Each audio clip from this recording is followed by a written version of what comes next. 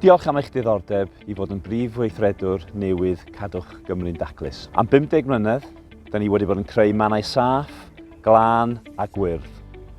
Da ni wedi bod yn ysbrydoli cenedlaethau o blant, yn codi safonau amgylcheddol ac yn creu perthynas a phartneriaid ar draws y byd.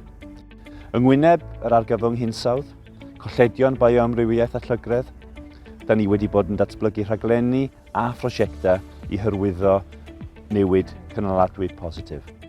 Mae pobl at galon ein gwaith. Da ni'n adnabod fod yr ymgylchedd naturiol yn hanfodol i'n iechyd a'n lles. Ni yn credu mewn cydweithredu a da ni'n teimlo yn angerddol o ran gweithio efo cymunedau ar draws Cymru gyfan. Mae e'n strategaeth uchelgeisiol Cymru hardd yn adeiladu ar sylfaeni cryf, cadarn ac yn dod â syniadau newydd i'r ffordd da ni am gysylltu hefo cymunedau yn y dyfodol a datblygu hefyd ein gwaith dros y degawd nesaf.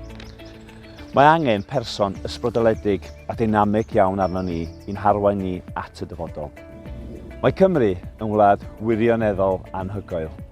Digon bach i greu newid a digon mawr i wneud gwahaniaeth.